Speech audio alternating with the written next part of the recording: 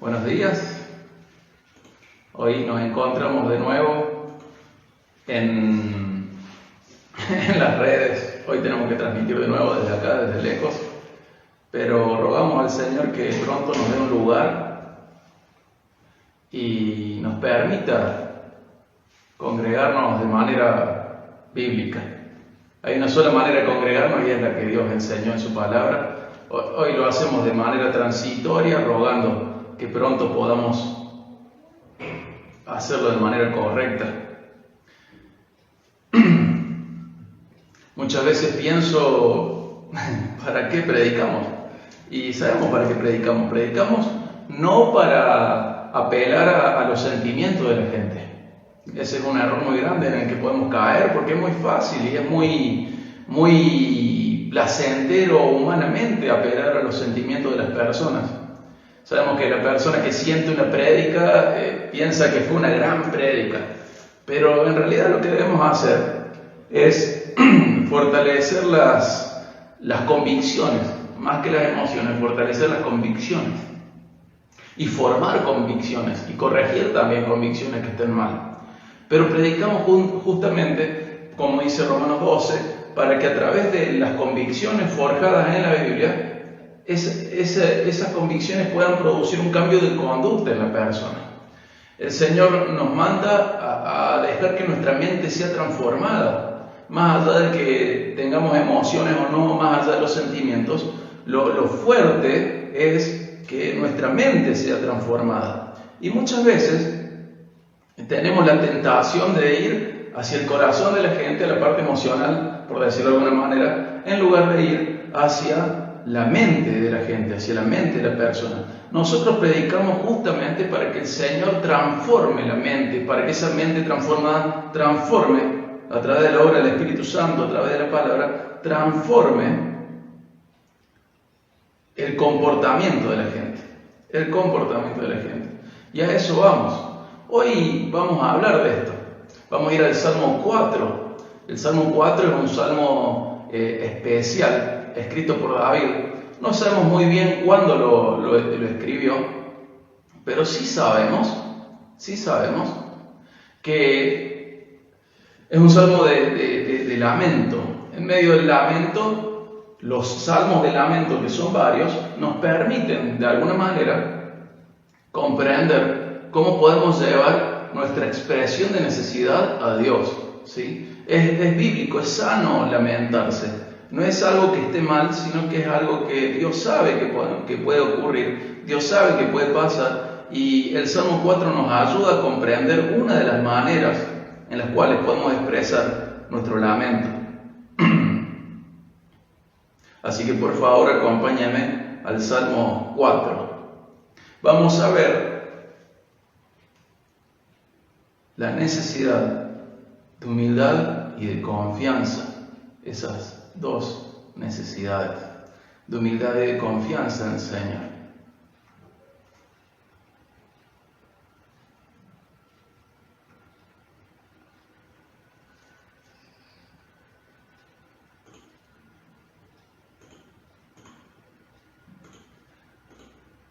Vamos confirmando que se escucha bien. Voy viendo que ya se ha compartido, así que doy por sentado que se está escuchando bien en las redes. ¿Cuánto se extraña compartir la palabra con normalidad? El Salmo 4 dice así: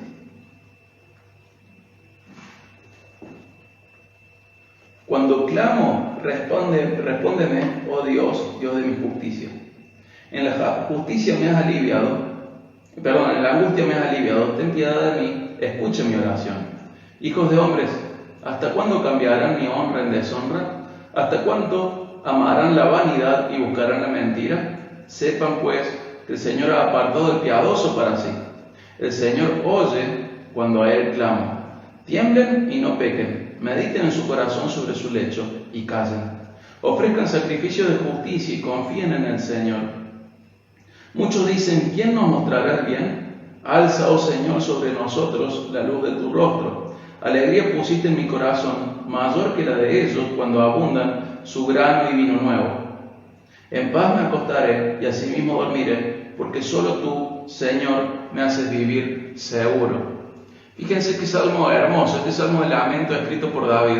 Es lindo y comienza con una oración a Dios. Comienza rogando a Dios, hablando con Dios. El salmo se puede dividir en momentos en los cuales el salmista le habla a Dios, el salmista le habla a sus enemigos y luego le vuelve a hablar a Dios. Esas serían tres grandes divisiones del salmo. Pero comienza hablando con Dios. Fíjense el Salmo 4, versículo 1. Dice: cuando clamo, respóndeme, oh Dios de mi justicia. En la angustia me has aliviado. Ten piedad de mí, escucha mi oración. Obviamente este respóndeme es a nivel de ruego y no de orden a Dios. Por supuesto que es así, no es un imperativo, sino que es un ruego. En español suenan iguales los imperativos que los ruegos. Pero es un pedido esto, es un ruego, es David expresando necesidad. Expresando necesidad. Y usted y yo tenemos diferentes necesidades. Es un mundo en el cual tenemos necesidades. No hay momento en el cual dejamos de necesitar algo. Es una constante casi en nuestras vidas la necesidad. Necesitamos.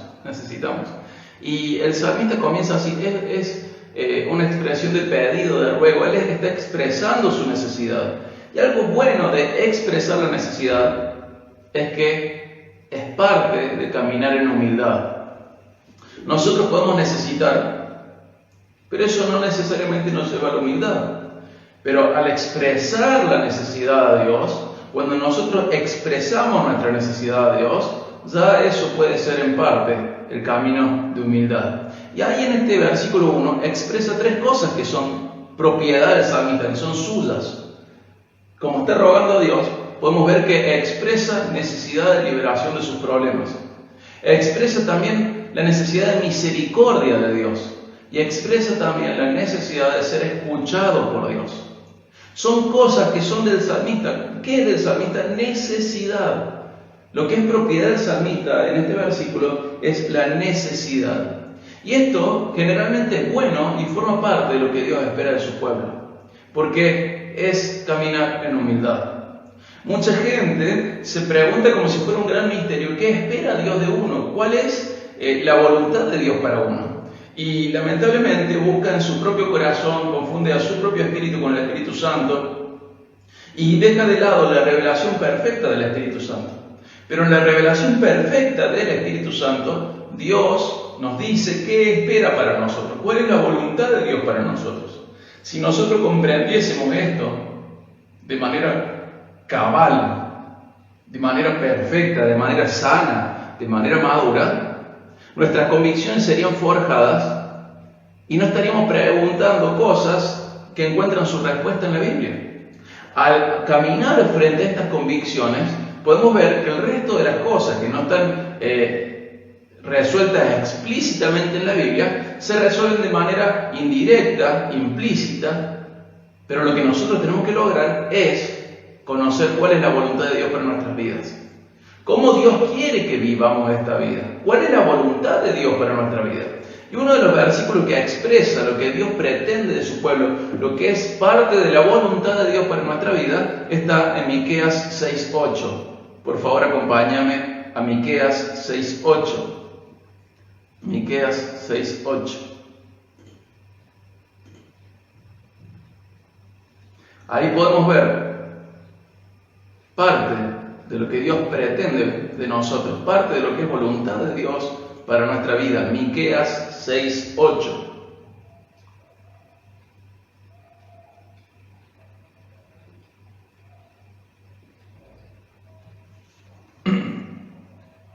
Miqueas 6:8.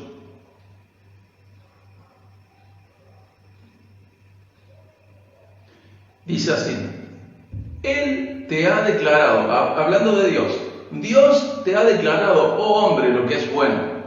¿Y qué es lo que demanda el Señor de ti? Sino solo practicar la justicia, amar la misericordia y andar humildemente con tu Dios. Fíjense que acá hay tres puntos que el Señor espera en nosotros. Practicar la justicia significa andar en rectitud, significa practicar lo que es justo, lo que es correcto, lo que es recto. Entonces, ¿qué pretende el Señor de nosotros? Que practiquemos la justicia, o sea, que caminemos en rectitud moral, que amemos la misericordia, que seamos compasivos y que andemos con humildad ante nuestro Dios, con nuestro Dios. Esto es hermoso porque no dice ante tú, sino dice con tu Dios. Entonces tenés que caminar de manera correcta, tenés que amar la compasión, la misericordia y tenés que caminar con humildad, humildemente, con tu Dios. Fíjense que estas tres cosas son parte de lo que Dios pretende de nosotros. Casi todo lo que Dios pretende de nosotros tiene que ver con estas tres cosas. Que camines de manera moralmente correcta, que ames la compasión y que camines con humildad con tu Dios. Y nosotros comenzábamos el estudio del Salmo 4, por favor vuelvan al Salmo 4, pero veíamos en el Salmo 4 que hay un principio acá, que expresa humildad, porque el salmista está expresando su necesidad de Dios. Todo lo que el salmista ha expresado hasta ahora, que es suyo, es necesidad. Entonces lo que está diciendo, mía es la necesidad, por eso te necesito, oh Dios. ¿Cuántas veces nos presentamos frente a Dios de esta manera? El Señor pretende de nosotros, lo dice Miqueas 6:8, que nosotros caminemos con humildad, humildemente con nuestro Dios. Pero a veces no expresamos nuestras necesidades frente a Dios. Expresamos nuestros caprichos, expresamos nuestros deseos, pero no expresamos nuestras verdaderas necesidades. O lo expresamos poco, como si Dios, al saber todo, ya nos pidiera que no orásemos. Pero recordemos que orar no es poner a prueba el conocimiento de Dios. Nosotros oramos no para que Dios se entere de algo, sino que oramos para expresar nuestra necesidad. Y esto forma parte de la humildad. Un corazón altivo le dice a Dios, total, él ya sabe lo que yo necesito. Vos ya sabés lo que necesito, ¿para qué te lo voy a volver a pedir? Si vos ya sabes, vos sabés todo, sos omnisciente. El corazón humilde no deja de rogar por sus necesidades, porque la oración es un ejercicio de humildad, no de información a Dios. Dios sabe todo, Él es omnisciente, pero no oramos para poner a prueba o para fortalecer su omnisciencia. Nosotros oramos para fortalecer nuestra humildad, para expresar nuestra necesidad frente a Dios, porque forma parte de caminar humildemente con nuestro Dios, expresarle lo que nos pasa, reconocer que nuestra es la necesidad y que necesitamos las soluciones que vengan de lo alto. Necesitamos a Dios interviniendo en nuestras vidas. Entonces el salmista en este primer versículo decía, cuando clamo, respóndeme, oh Dios de mi justicia. En la angustia me has aliviado, ten piedad de mí, escucha mi oración. Él está rogando, está caminando en humildad con su Dios. Está rogando que le responda. A veces nuestras oraciones son un simple ejercicio consciente de discursos. Pero pasamos al tiempo de rogar a Dios por una respuesta. Pasamos al tiempo de realmente ejercitarnos en oración como una muestra de humildad frente a nuestro Dios, como caminar humildemente frente a Él. Este es un salmo de lamento. Y varios de nosotros estamos atravesando situaciones que son feas, son pesadas, son difíciles de vivir. No olvidemos caminarlas con humildad con nuestro Dios. No olvidemos de caminar en humildad, reconocer nuestra necesidad, nuestra impotencia y también incluso rogar a Dios su respuesta, rogar a Dios su intervención. ¿Cuántas veces caminamos de manera incorrecta con nuestro Dios? Somos necesitados y ser necesitados, cuando lo procesamos bien, cuando lo aprovechamos bien, nos lleva a caminar en humildad con nuestro Dios. Necesitamos caminar en humildad. Es lo que Dios espera de nosotros, que andemos en humildad, que caminemos en humildad frente a Él. Y vuelvo a insistir, y parte de esto, caminar con humildad con nuestro Dios, parte de esto, una porción de esto, es reconocer nuestra necesidad de Él, pero reconocerlo en serio, no darla por sentada. Incluso David participa, mejor dicho, compone este salmo y luego canta este salmo, y el pueblo de Dios canta este salmo, porque reconoce la necesidad de la intervención de Dios y ruega por eso. Ruega. no solo traslada en su oración información a Dios, sino que ruega por la respuesta frente a la información que le da a Dios. Implora por una respuesta, implora por una salida. Eso, cuando está bien hecho, es caminar en humildad con nuestro Dios. Hermano, ¿estás caminando con humildad frente a tu Dios? Es algo que solo vos podés responder. Qué triste sería que otros pudieran responder por vos y decir, no es humildad lo de él. Simplemente es dar por sentado que Dios sabe y medio que le exige cosas. Hermano, camina con humildad frente a tu Dios. No es orar, no es expresar la información a Dios, Él ya la tiene esa información. Orar es expresar humildad frente a nuestro Dios y ser más consciente de nuestra necesidad y más consciente de que solo Él puede hacer la diferencia. Y volvemos al Salmo 4 y acá David hace como un cambio de interlocutor. Le está hablando a Dios en el versículo 1 y en el 2 comienza a hablarle a la gente que le rodea, a sus enemigos. Dice, hijos de hombres, ¿hasta cuándo cambiarán mi honra en deshonra? ¿Hasta cuándo amarán la vanidad y buscarán la mentira? Y acá el salmista dice Selah. Selah es una expresión que nos lleva a reflexionar. En algunas traducciones dice interludio porque es como un freno. Si vamos a pensar en lo que acabamos de cantar, en lo que acabamos de leer nosotros. Hijos de hombre, ¿hasta cuándo cambiarán mi honra en deshonra? ¿Hasta cuándo amarán la vanidad, lo confuso, lo retorcido, lo indescifrable y buscarán la mentira? Y ahí David llama, y como es inspirado por el Espíritu Santo, Dios nos llama a nosotros a reflexionar sobre esto. Quizás, y muy probablemente, nosotros no tenemos enemigos como los de David. No tenemos enemigos como los de David. No estamos en guerra, o por lo menos no de la misma manera. Pero sí tenemos enemigos. Sí tenemos algo, o muchos factores que nos hacen daño y son nuestros enemigos.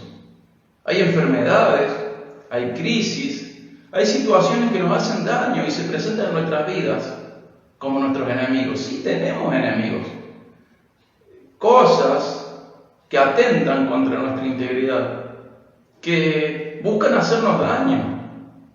Buscan hacernos daño. Enfermedades, crisis, situaciones laborales, situaciones familiares, matrimoniales, vicios.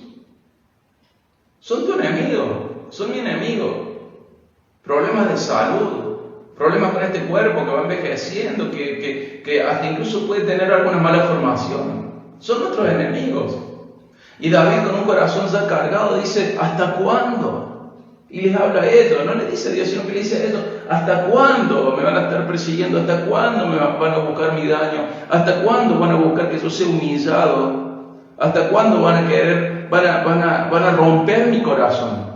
¿Hasta cuándo me van a quebrantar? ¿Hasta cuándo van a seguir atacando mi vida? Y nos da la sensación esa que muchos hemos tenido, tenemos, que miramos alrededor y decimos, ¿hasta cuándo? En criollo diríamos, paren un cacho.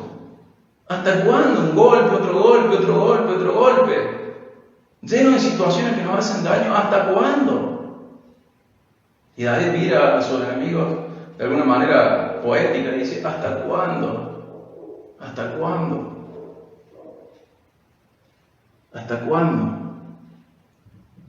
David quiere que la injusticia termine, que los ataques terminen. Y nosotros también queremos eso. También queremos que las cosas sean diferentes. También queremos un poco de paz en medio de todo este lío, en todo este ataque. ¿Cuántos tipos de ataques recibimos? Como iglesia recibimos un tipo de ataque. Como matrimonio podemos tener ataques. Como familia, como padres, como hijos podemos tener ataques, recibir ataques. Nuestro corazón, cuando busca esos pecados preferidos, los vicios, o mejor dicho, cuando busca los vicios, que son nuestros pecados preferidos, de todo tipo, atacan nuestra vida. Y nos llaman y nos hacen creer que sin ellos no podríamos vivir. Y el salmista le dice a sus enemigos, ¿hasta cuándo? Y nosotros deberíamos enfrentar a nuestros enemigos de la misma manera. ¿Hasta cuándo? ¿Hasta cuándo? Y nuestro corazón se aprieta y se entristece. y vemos dolor que nos produce nuestros enemigos y encontramos en estas situaciones algo que aprieta nuestro corazón, que nos hace doler, que nos desespera, que nos lastima. Y podemos decir, ¿hasta cuándo? Porque estamos cansados de este sufrimiento y queremos que este sufrimiento se agote. Y alguien que vivió frente a mucho sufrimiento, muchísimo sufrimiento, fue el profeta Jeremías. El profeta Jeremías vivió cosas horribles. Por un lado, su ciudad, su nación, lo que quedaba de su nación, estaba siendo juzgada por Dios y el juicio era inminente. Y él era el único que le decía a su pueblo, el Señor nos llama al arrepentimiento, volvamos al Señor, el Señor nos va a juzgar y nos va a castigar. Y todos los demás, o la mayoría de los otros, decían, el Señor es amor, no pasa nada, el Señor está lleno de gracia, no pasa nada, quédate tranquilo, no sucede nada. No solo iba a venir el juicio de Dios, sino que además Jeremías estaba solo. Era el único con este tipo de mensaje que decía, Judá, arrepentite porque el juicio viene. Es más, Jeremías ya comenzó a decir, el juicio está llegando, ya viene. Y todos los otros que supuestamente hablaban de parte de Dios, decían, el Señor en un sueño me dijo que iba a estar todo bien. Quédate tranquilo, Judá, que Dios te ama. Su gracia es infinita. Quédate tranquilo que he visto en visiones cómo nos ama Dios. He visto en sueños cómo nos habla Dios. Nuestro corazón da testimonio de cómo nos ama Dios y que por eso no nos va a juzgar. Había verdad en eso, Dios les ama o les amaba, pero lo demás no era cierto. Dios no es carente de juicio. Dios juzga, Dios condena. Y podemos pensar, bueno, pero Dios ama al pecador, pero odia al pecado. Esto no es bíblico, esto lo inventó Gandhi. En la Biblia dice otra cosa, por ejemplo, en Romanos 9, a Jacob amé y a Esaú aborrecí. Él aborrece personas. En el Salmo también dice que Dios está airado, creo que es el Salmo 5:5. Dios está airado contra el pecador. Lo que va al infierno es el pecador, no el pecado. El pecador no arrepentido. Entonces, Jeremías estaba sufriendo. Porque por un lado había falsos profetas que negaban el juicio de Dios, hablaban solo del amor de Dios, hablaban sus visiones, sus sueños, profetizaban cosas que Dios no dijo. Y Jeremías estaba solo, sufriendo por su pueblo, sufriendo por su nación, sufriendo porque iba a ver cómo su pueblo recibía el castigo de Dios. Y además, Jeremías sufría porque estaba solo con un mensaje único. Dios nos ama, pero nos va a juzgar por nuestros pecados. Jeremías sufría y encima él escribe un libro que es una obra literaria maestra. En el idioma original se nota muy bien, pero es una obra literaria maestra, pero terriblemente triste.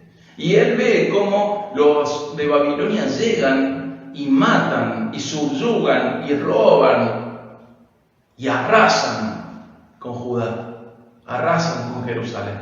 Y él escribe Lamentaciones, acompáñame a Lamentaciones 3.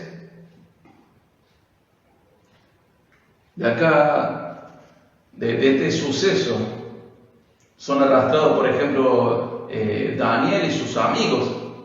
Esclavizan, matan, destruyen. Los babilonios hacen todo esto. Y Jeremías lo está viendo. Y compone Lamentaciones, este libro lleno de sufrimiento, pero nos da una perspectiva diferente frente al sufrimiento. Una perspectiva que vos y yo no podemos dejar de mirar. Una perspectiva que necesitamos tener presente frente al sufrimiento. Recordemos cómo venimos hablando. Vemos el sufrimiento de David y que David expresa su necesidad frente a su sufrimiento, frente a su lamento. Escribe este Salmo de Lamento, el Salmo 4, escribe diciendo, Señor, te necesito, y ruega por una respuesta. Luego en el versículo 2 dice, ¿hasta cuándo? Le dice a sus amigos. Pero muchos años después de David, Jeremías introduce una arista muy importante del sufrimiento, una perspectiva frente al sufrimiento que vos y yo necesitamos agarrar, necesitamos integrar en nuestras vidas.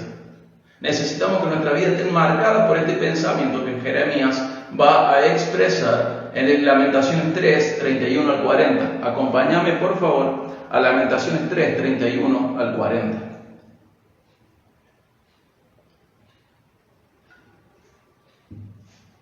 Lamentaciones 3, 31 al 40.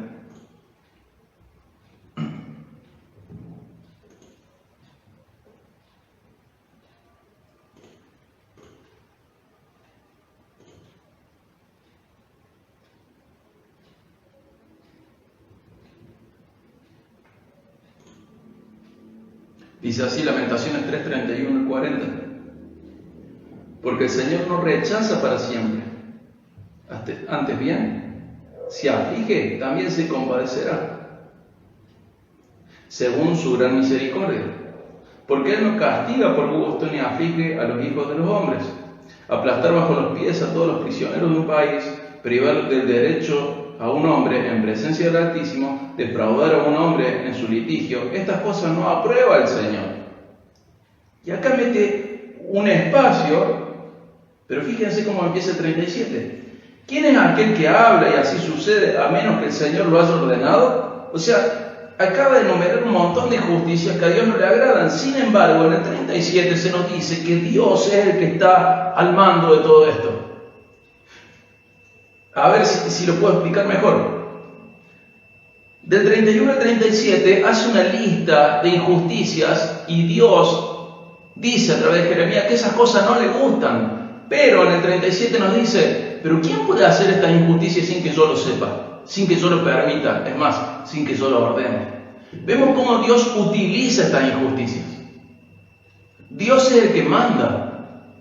Hoy podemos quejarnos de no poder congregarnos como deseamos, como Él manda. Hoy podemos quejarnos de un montón de injusticias. De cómo lo malo es llamado como bueno y lo bueno es perseguido. Estamos comenzando y ya comenzamos, pero se va profundizando una idea secular anticristiana. Somos la mayor minoría, pero somos la minoría más perseguida y más ignorada. Y a Dios no le gusta eso. Sin embargo, dice el 37, ¿quién es aquel que habla? Y así sucede. Solamente Dios. A menos que el Señor lo haya ordenado. O sea, si otro lo hace fuera de Dios, es porque Dios lo ordenó. Dice el 38, ¿no salen de la boca del Altísimo tanto el mal como el bien? Qué versículo nunca predicado, ¿verdad? No está diciendo que Dios hace lo malo. Hay que estudiar mucho Lamentaciones para comprender de cómo se expresa esto en el idioma original. Pero lo que quiere decir acá Jeremías en Lamentaciones, lo que quiere decirnos el Espíritu Santo, es que todo sucede bajo el permiso de Dios. Lo malo y lo bueno suceden bajo el permiso de Dios. Entonces la situación que hoy estás viviendo en tu familia, en tu matrimonio, está permitida por Dios. En tu economía, en tu iglesia, en nuestra iglesia, estas situaciones están permitidas por Dios. A Dios no se le escapó nada. Nada se le escapa. Y acá es a donde quiero señalar el 39 y el 40. Que preguntan y dicen, ¿por qué ha de quejarse el ser viviente? Te está diciendo, ¿por qué te quejas entonces? Si Dios es el que controla todo, ¿de qué te estás quejando? ¿De lo que vivís? Fíjate cómo responde. Sea valiente frente a sus pecados. Examinemos nuestros caminos y escudriñémoslos y volvamos al Señor. Fíjense qué fuerte esta perspectiva. Dice, Jeremías ve toda la injusticia. Dice, esto es terrible y no le gusta a Dios. Y luego dice, inspirado por Dios, dice, pero todo sucede porque Dios le permite. Porque Dios permite que estas injusticias sucedan. Aunque no le gusten, Dios permite, en sus planes Él sabe por qué pasan. Pero, después dice, ¿de qué te estás quejando? ¿Acaso no mereces toda esta otra injusticia? ¿Acaso no sos una persona con pecado, viviendo en un mundo con pecado? Y frente a esto, todo esto, no dice Jeremías, bueno, quejate. Bueno, enojarte con Dios, sino lo que dice es, ¿sos valiente frente a todas estas cosas? Bueno, sé valiente frente a tu pecado. ¿Te molesta tu economía? ¿Acaso Dios no la permitió? ¿Te molesta tus guerras, tus problemas? ¿Te molesta la enfermedad que azota a tu familia? ¿Te molesta el dolor que hay alrededor tuyo? ¿Acaso todo eso no es consecuencia del pecado tuyo y ajeno? Entonces, ¿qué dice Jeremías? El problema no está en hacerle guerra a esas cosas. Eso no es lo que tenemos que encontrar la solución. Lo que tenemos que encontrar la solución es lo otro. Sé valiente frente a tu pecado, porque todas las cosas malas que suceden a nuestro alrededor son consecuencia del pecado propio y ajeno. Y Dios lo permite porque es justo que quien vive en pecado reciba cosas malas. Una sola vez le pasaron cosas malas a alguien bueno. Fue a Cristo. Y Él decidió cargar con nuestro pecado y vivir en un mundo lleno de pecado. Pero nosotros hemos decidido pecar.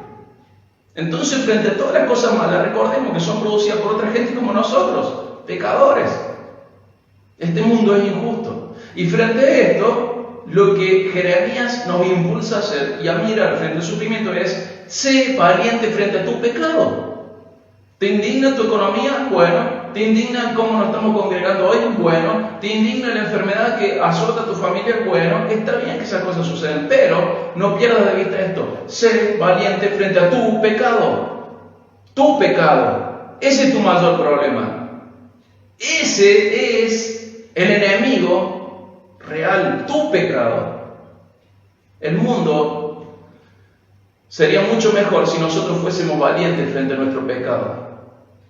Gastá energía enojándote por cómo estamos reunidos hoy, o por cómo tenemos que reunirnos, muchas veces a escondidas, muchas veces con el perfil bajo, alquilando un bar, alquilando un salón, en hogares, lo que sea. Y está bien que estemos tristes por eso. Pero lo que no está bien es que vos dejes de ser valiente frente a tu pecado. Vos sabés cuáles son tus pecados y esos son tus prioridades. Sé valiente frente a tu pecado. Toda esa energía que ponemos nosotros en llanto por las situaciones que nos aquejan, que nos duelen, que sufrimos, toda esa energía que volcamos,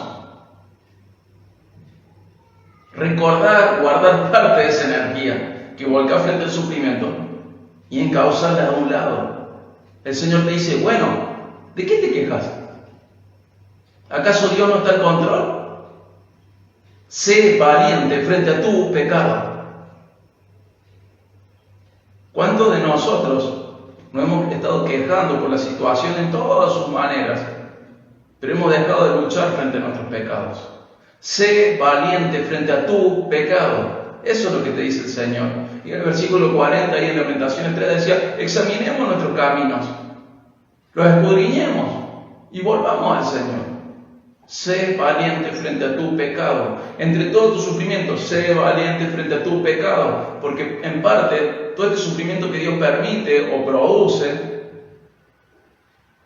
es consecuencia de tu pecado y del pecado de otros. Entonces, hace tu parte para que este mundo sea diferente. Sé valiente frente a tu pecado. Es gracioso saber que, o creer, mejor dicho, es gracioso creer que nuestro pecado nos impacta solo a nosotros, pero tu pecado impacta a tu matrimonio, a tu familia y a tu iglesia, y a tus vecinos también.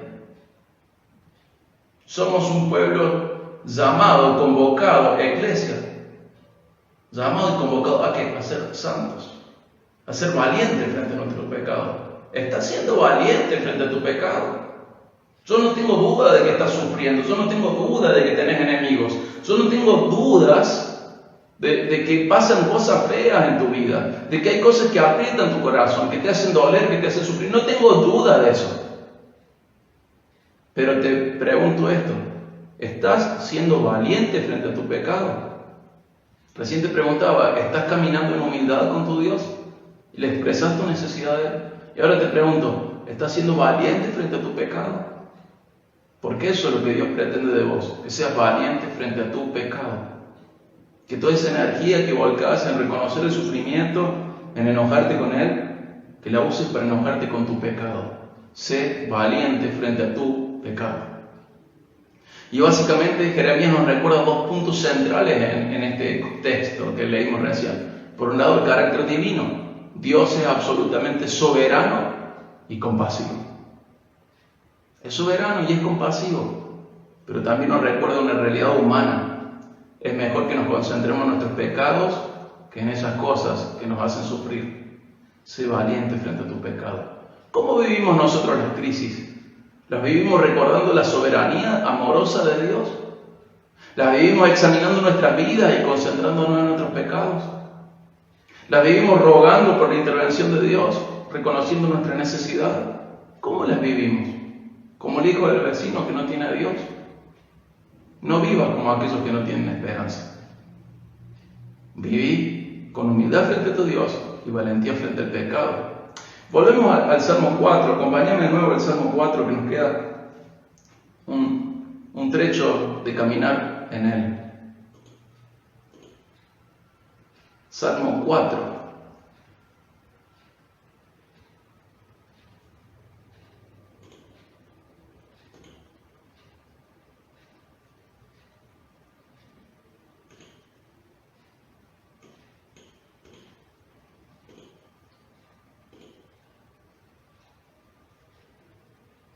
Salmo 4 dice así, 4, 3 y 4. Dice: sepan, pues, que el Señor ha apartado al piadoso para sí. El Señor oye cuando Él clama. Tiemblen y no pequen, mediten en su corazón sobre su lecho y callen. Fíjense qué interesante cómo le enseña a su contexto David. Dice: sepan que el Señor ha apartado al piadoso para sí. El Señor oye cuando Él clama. Tiemblen y no pequen, mediten en su corazón sobre su lecho y callen. Y de nuevo pone este interludio, este selah. Por favor, medita lo que acabas de pensar, reflexiona lo que acabas de leer. Sepan que el Señor ha apartado al piadoso para sí. El Señor oye cuando Él clama. Tiemblen y no pequen, mediten en su corazón sobre su lecho y callen. David recuerda a sus oyentes que los justos son de Dios. Él los separó para Él mismo. ¿Vieron cómo dice el 3? El Señor ha apartado al piadoso para sí. Y en el 1 decía: Dios de mi justicia. Vemos cómo David dice que Dios es aquel que es el único capaz de justificarlo, de declararlo justo. En la situación en que David estaba, muy probablemente era inocente de aquellas acusaciones de sus enemigos. Pero nosotros podemos ir mucho más allá de David, porque nosotros somos declarados justos y Dios es nuestra justicia. Es el Dios de nuestra justicia el que nos declara justo, el que nos justifica. Y luego el 3 dice: el Señor ha apartado al piadoso para sí. Y sabemos que nosotros podemos ser piadosos porque hemos sido elegidos para eso. El máximo, piedad significa sujeción a Dios. Sujeción a Dios. En términos bíblicos significa sujeción a Dios, obediente, espiritualmente correcto, ¿verdad? Y dice: el Señor ha apartado al piadoso para sí. Y si nosotros recordamos Romanos 8, dice que el Señor predestinó a algunos, y dice Romanos 8, y lo vamos a decir de manera muy cortita, Él los predestinó para que sean como Jesús. Entonces los salvos, los escogidos, por gracia, a través de la fe, hemos sido apartados por Dios para ser como Jesús. Y nadie es más piadoso que Jesús. Y Él dice en el Salmo 3, el Señor ha apartado al piadoso para sí. Lo que quiero decir es que nosotros, siendo tenidos en cuenta como Jesús, hemos sido elegidos para ser como Él. Entonces el Señor nos ha apartado para Él. Y está enfatizando la idea del salmista de que el Señor cuida de ellos. Son suyos, Él los cuida. Pero no debemos enojarnos sin sentido, sino que tenemos que controlar nuestro enojo y reflexionar en silencio. Decía: sepan pues que el Señor ha apartado al piadoso para sí. El Señor oye cuando Él clama. Tiemblen y no pequen, mediten en su corazón sobre su lecho y callen. Tranquilo, el Señor cuida de los piadosos. Cuida de aquellos que Él declaró piadosos. Cuida de aquellos que Él llamó por hijos. Él cuida de ellos. Tranquilo, Él cuida. Nosotros debemos reflexionar en esto.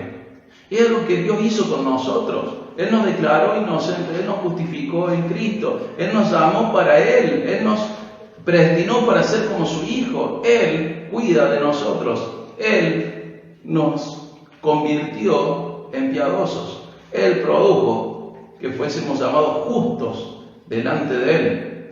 Acompáñame por favor a 1 Corintios 1:30. Primera de Corintios 1:30. Y dejamos un dedo en el Salmo porque ya volvemos al Salmo 4.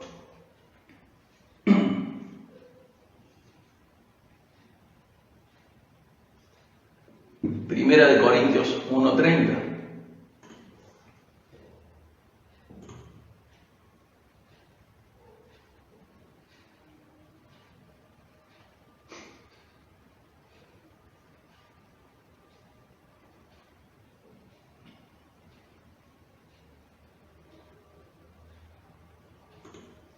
Primera de Corintios 1:30.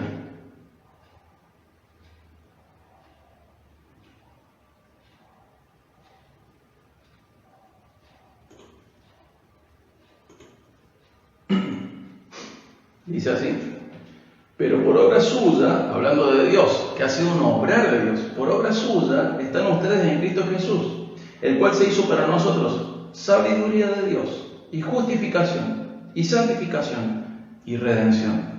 Dice que por obra de Dios estamos en Cristo, y a través de eso somos justos, santos y redimidos. Te uno las piezas. El Salmo decía que el Señor apartó los piadosos para sí. Y en el nuevo pacto, aquellos que son llamados por Dios son hechos piadosos, son hechos justos, sujetos a Dios, obedientes a Dios, espiritualmente correctos, santos, redimidos. Y dice que por obra de Dios estamos en Cristo Jesús. Y para nosotros esto se ha hecho justificación. Somos los que Dios ha apartado para sí. Y David oraba esto teniendo en cuenta que no merecía lo que sus enemigos estaban haciendo con él. Pero nosotros podemos orar esto sabiendo que Dios nos hizo inocentes a través de la obra de Jesús. Y tenemos que ir uniendo las piezas. Se nos corresponde a nosotros vivir en humildad. Nos corresponde a nosotros ser valientes frente a nuestros pecados. Y nos corresponde a nosotros valorar que el Señor nos ha apartado para sí. Valorar la obra de Jesús y saber que Él cuida de los suyos. El Señor te ha apartado a vos para sí. Si estás en Cristo Jesús, estás dentro de sus piadosos. Porque el Señor produce que vos seas un piadoso. Produce que vos seas una persona sujeta a Dios. Produce una persona obediente a Dios, justa, que camina en santificación porque ha sido redimido, es consagrado a Dios. Y volvemos al Salmo 4, vamos a leer el versículo 5.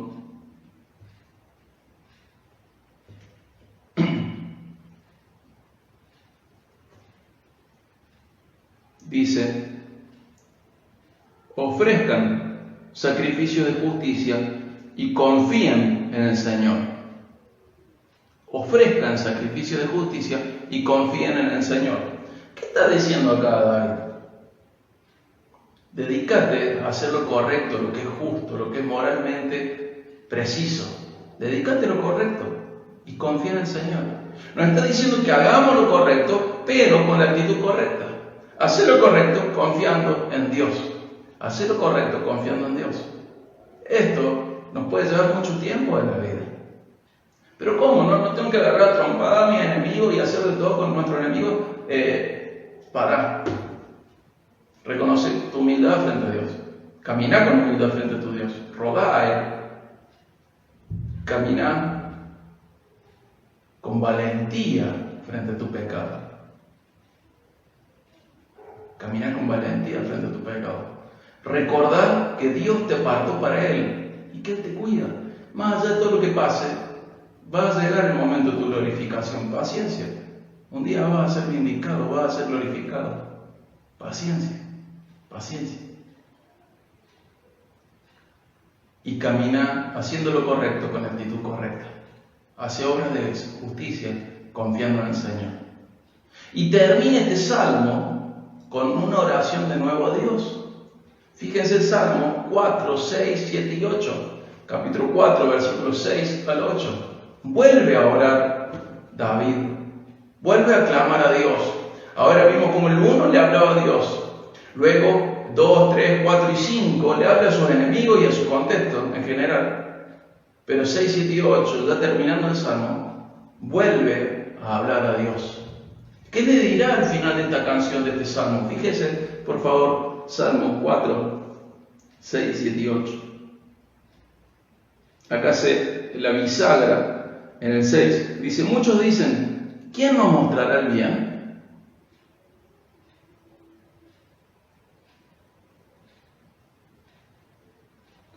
Y acá comienza la oración a Dios. Alza, oh Señor, sobre nosotros la luz de tu rostro. Alegría pusiste en mi corazón, mayor que la de ellos cuando abundan su grano y su vino nuevo. En paz me acostaré y así también dormiré, porque solo tú, Señor, me haces vivir seguro. Es hermoso esto. Guiados por Dios, bendecidos con alegría y paz. Fíjese qué grande esta paz que dice, bueno, cuando me vaya a dormir lo voy a hacer en paz.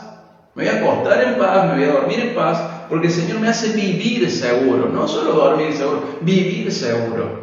¿Por qué puedes vivir seguro? Porque tu Dios te cuida, porque tu Dios te apartó para Él, porque tu Dios está pendiente y todo lo que pasa, todo lo que sucede está controlado bajo el control de Dios. Está controlado por Dios, está bajo su control. Todo.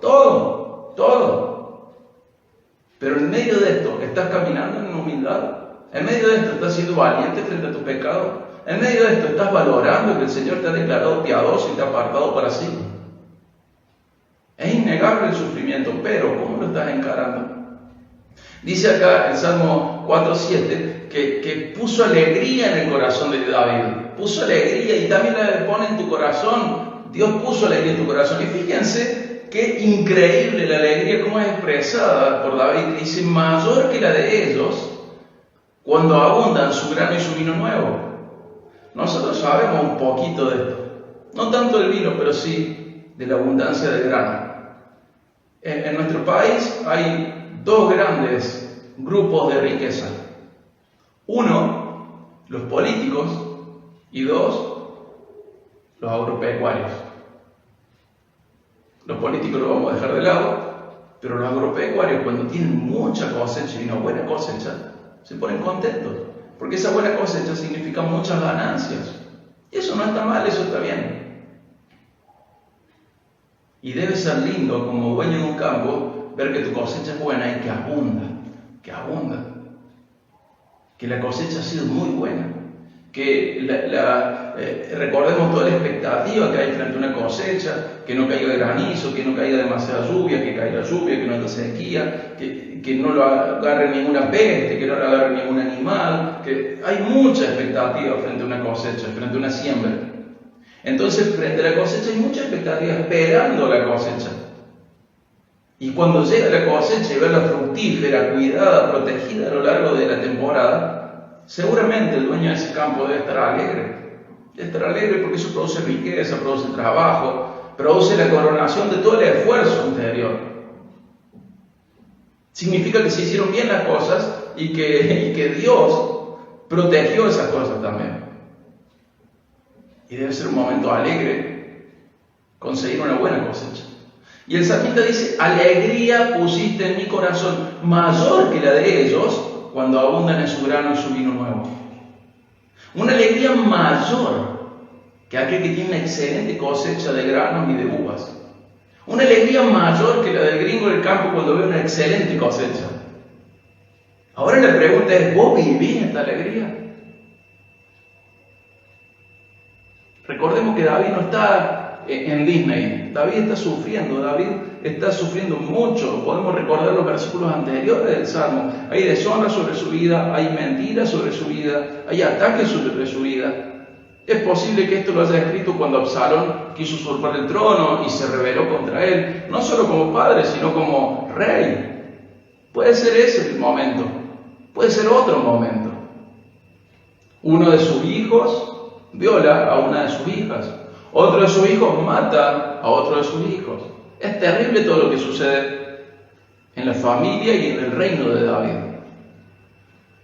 Sin embargo, frente a todas estas tragedias, David dice, alegría pusiste en mi corazón, mayor que la de ellos cuando abundan su grano y su vino nuevo.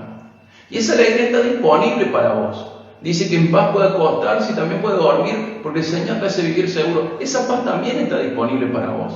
Antes, en el pasado, también se lo había prometido a los israelitas. Fíjate en número 6, 22 al 26. Número 6, 22 al 26. Es la bendición sacerdotal. Una bendición que muchas veces utilizo en el contexto de la iglesia.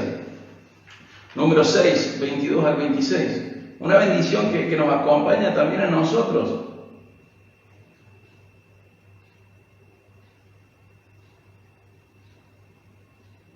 Vamos a leer el 24, el 25 y el 26. Número 6, 24 al 26. Es la bendición que el Señor le manda a Moisés para que Moisés se la dé a Aarón, para que Aarón se la dé al pueblo de Dios. Dice: el Señor te bendiga y te guarde. El Señor haga resplandecer su rostro sobre ti y tenga de ti misericordia. El Señor alce sobre ti su rostro y te dé paz. Fíjense qué hermosa bendición. El Señor te bendiga, el Señor te guarde, el Señor haga resplandecer su rostro sobre ti, el Señor tenga de ti misericordia, el Señor alce sobre ti su rostro y te dé paz. Esto ya estaba disponible en el pacto antiguo. ¿Cómo no va a estar disponible en el pacto nuevo?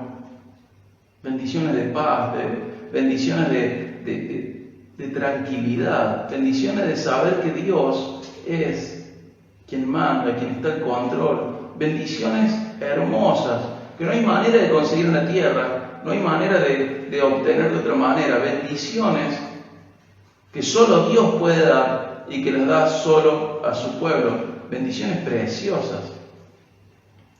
¿Estará esto también en el nuevo pacto? Por supuesto. Acompáñenme por favor a 1 de Pedro 1.8. 1 de Pedro 1.8. Ya lo hemos visto. Hay una prédica sobre esta sección también aparte.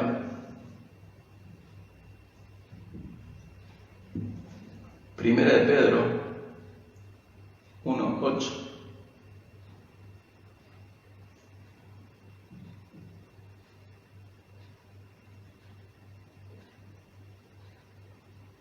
Hablando de Jesucristo, dice: a quien, sin haber visto, ustedes lo aman, y a quien ahora no ven, pero creen en Él, y se regocijan grandemente con gozo inefable y lleno de gloria. Fíjense que habla de que por Cristo, nuestros hermanos del pasado tenían un gozo imposible de expresar en palabras. Nuestro hermano del pasado tenía un gozo imposible de expresar en palabras. Era tan grande, tan profundo, de una magnitud tan importante, tan significativa, que decía que su gozo era imposible de ser puesto en palabras. Un gozo inefable, un gozo lleno de gloria. Ese gozo también está disponible para vos. Ese gozo también puede estar en tu vida. ¿Qué es lo que tenés que hacer? Vos tenés que hacer otras cosas. Tenés que preocuparte por qué. Camina en humildad frente a tu Dios. Sé valiente frente a tu pecado. Recordá que Dios te ha apartado para sí. Recordá esas cosas. No negamos tus enemigos, no negamos tu sufrimiento, no se niega nada de eso. Pero revisa qué es lo que tenés que hacer vos. Caminar con humildad frente a tu Dios. Sé valiente frente a tu pecado. Hacelo. Haz la parte que te corresponde, haz la parte que te toca. Camina frente a tu Dios, con humildad. Expresarle tu necesidad. Sé valiente frente a tu pecado. Recordá que Dios te ha guardado, elegido para Él. Que Él te cuida, Él te protege. Sus ojos están sobre vos. Él te quiere bendecir. Esta paz, esta alegría que decía el salmista, que decía luego Moisés para Dios, para Moisés, para Aarón, en número 6, para el pueblo. Esta paz, esta alegría, esta que vivieron nuestros hermanos del pasado, registrados en 1 de Pedro, frente a la persecución, frente a la necesidad, frente a la injusticia. Ese gozo inefable está a tu disposición. Paz, a pesar de las circunstancias que nos golpean en esta tierra. Alegría, más de la que causa el éxito en esta tierra. Así decía el Salmo 4. Fíjate de nuevo, acompáñame al Salmo 4, ya estamos por finalizar, falta poquito. Acompáñame al Salmo 4.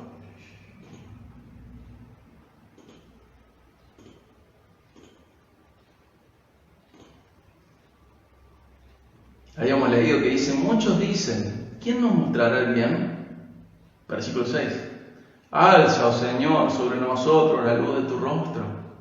Alegría pusiste en mi corazón, más que la de ellos, cuando abundan su grano y su vino nuevo. En paz me acostaré y así también dormiré, porque solo tú, Señor, me haces vivir seguro. Y vimos cómo hay, por el Espíritu Santo, hay alegría más grande que la que causa el éxito en la tierra. Vos podés tener un buen desempeño laboral, un buen desempeño como agricultor, si fuese tu caso, un buen desempeño en tu profesión, en tu negocio, decir, ¡oh, qué bueno! Hoy hice esto bien, o vendí esto bien, o la tierra produjo esto, o lo que sea, hice las cosas bien y han dado un resultado bueno. Y acá el salmista dice, alegría más grande que la que causa el éxito en esta tierra. Y una paz, a pesar de las circunstancias que nos golpean en esta tierra. Entonces mi llamado hoy es decirte, descansa en Dios, Él sabe lo que hace. Descansa en Dios, Él sabe lo que hace. Por eso el salmista dice, me voy a acostar en paz, voy a dormir en paz, porque vos me haces vivir seguro. Así termina el Salmo en el versículo 8. Voy a acostarme en paz, voy a dormir en paz, porque vos me haces vivir seguro. Podemos verlo al revés. Como vivo seguro, puedo acostarme en paz y puedo dormir en paz. Y es muy posible que vos hayas perdido esa paz. Y es muy posible que la hayas perdido por no respetar lo anterior. No has expresado humildad frente a tu Dios. No has expresado suficientemente tu necesidad de Él. Porque uno puede expresar la necesidad, pero no hacerlo en humildad. No rogar a Dios por una respuesta, sino dar por sentado que Dios oyó y que eso es todo. La oración es un ejercicio de humildad más que de traslado de información. Dios te quiere dar esta paz. Dios quiere que vos vivas seguro, te acuestes en paz y duermas en paz. Dios quiere eso para vos. Quiere esta alegría para vos, más linda que la que produce el éxito terrenal. Quiere esta paz para vos, a pesar de las circunstancias que nos golpean en esta tierra. Entonces yo te pido que reflexiones mucho en este salmo, que tiene 2 Selah en el medio, para que reflexiones y pienses y escudriñes este salmo y lleves las aplicaciones a tu propia vida. ¿Qué es lo que no te deja dormir? Las cosas que suceden es entendible, pero Dios te ofrece una paz a pesar de lo que sucede, a pesar de tus enemigos. Y Dios te produce alegría. ¿Qué es lo que te deprime? Lo que te sucede. Dios te produce una alegría más grande que la que causa el éxito en esta tierra. Y pasa a pesar de las circunstancias que nos golpean en esta tierra. Entonces, somos llamados por el salmista, por Dios a través del salmista, a descansar en Dios. Él sabe lo que hace. Vos encargate de caminar en humildad. Vos encargate en ser valiente frente a tu pecado. Vos encargate en recordar que Dios eligió para sí a los piadosos, los transformó en piadosos en Cristo. Sos parte de la familia de Dios. Descansa en Dios, expresale tus problemas, camina en humildad, sé valiente frente a tu pecado, valora que Dios te ha elegido para sí, Él controla todo lo que sucede. En algún momento vamos a dormir por última vez, y esa no será la excepción al versículo 8. Viste que el 8 dice, en paz me acostaré y así también dormiré, porque solo tú, Señor, me haces vivir seguro. Este versículo no es solo para esta tierra. Si miramos bien y prestamos atención a lo que Jesús ha hecho a favor nuestro, podemos saber que en algún momento vamos a dormir por última vez. Y esa última vez no va a ser la excepción a este versículo, sino la plenitud de este versículo. Un día va a ser la plenitud de este versículo. En paz me acostaré y así también dormiré, porque solo tú, Señor, me haces vivir seguro. Un día vamos a vivir la plenitud de este versículo. Fíjate lo que dice Apocalipsis 14:13. Apocalipsis 14:13.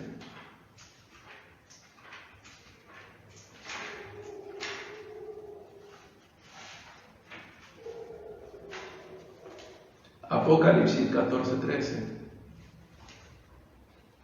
Más allá de nuestra postura escatológica, versículo, algo que necesitamos ver. Dice, Apocalipsis 14:13, entonces oí una voz del cielo que decía, escribe, bienaventurados los muertos que de aquí en adelante mueren en el Señor. Sí, dice el Espíritu, para que descansen en sus trabajos, porque sus obras van con ellos. Un día vamos a dormir por última vez, ese día vamos a morir. Ese día, por estar en el Señor, podemos morir en paz, siendo bienaventurados, ya con descanso de todo el sufrimiento en esta tierra, de lo fatigoso, de lo que nos cansa, del trabajo, ya con descanso. Un día, el Salmo 4:8, ese versículo tan lindo que a veces recordamos por las noches, rogándole al Señor que nos dé un buen descanso, tratando de despejar la mente de todo lo que nos acosó durante el día. Un día, este versículo va a tener su plenitud. En paz me acostaré y así también dormiré, porque solo tú, Señor, me haces vivir seguro. Un día, por última vez, dormiremos. Ese día moriremos. Y este versículo no se rompe. Sabemos que podremos dormir en paz, morir en paz. Y sabremos que después de eso, Él nos hará vivir seguros. El Señor nos va a hacer vivir seguros. Y acompáñame para cerrar a 1 Corintios 6:14. 1 Corintios 6:14.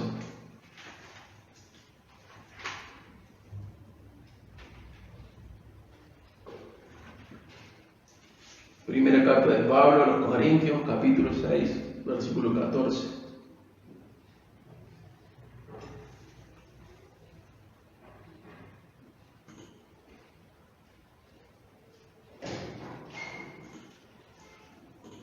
Primera de Corintios 6:14. Dice así: y Dios, que resucitó al Señor, también nos resucitará a nosotros mediante su poder. ¿Ves? Ahí va a estar la plenitud del Salmo 4:8. Ahí va a estar, ese salmo se va a cumplir, ese versículo se va a cumplir plenamente el día que mueras, porque también vas a vivir seguro luego de dormir esa última vez. El Señor quiere que vos vivas seguro, quiere darte paz al acostarte y paz al dormir. Pero ¿en dónde está el motivo por el cual encontramos paz? Lo dice el 8, porque tú, Señor, me haces vivir seguro. Te hace vivir seguro en esta tierra porque Él está en control de todo.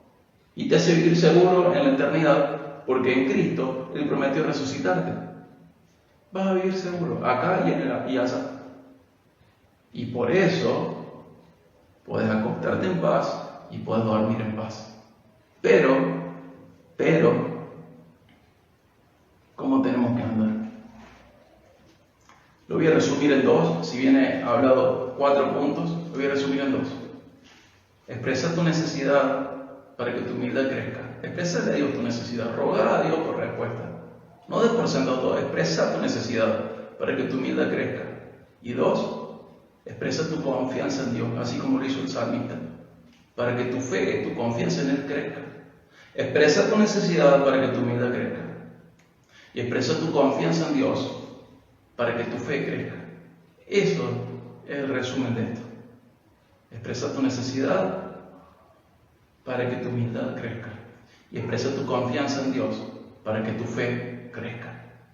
Por favor, reflexiona en este salmo. No dejes la oportunidad ahora al finalizar, no dejes el momento tan hermoso para orar. Ora por lo que has leído, ora por lo que has entendido. Y toma de este salmo un patrón de vida, en donde expreses tu necesidad frente a Dios, pero también expreses tu confianza en Él para que tu fe crezca. Comprende que no estamos apelando a los sentimientos. No es una prédica que apela a los sentimientos. Los sentimientos pueden verse afectados, sí, está bien. Pero a través de la prédica estamos buscando forjar convicciones en tu vida. Y que tus convicciones afecten tu conducta, afecte tus pensamientos y afecte también tus sentimientos. Forjar convicciones. Y hoy quiero dejar estas 2 cosas. Expresa tu necesidad frente a Dios, expresala. para que tu humildad crezca. Y expresa tu confianza en Dios, para que tu fe crezca. ¿Sí? Dios te bendiga. Yo voy a orar acá donde estoy, vos orá donde estás. Dios te bendiga muchísimo en esta mañana.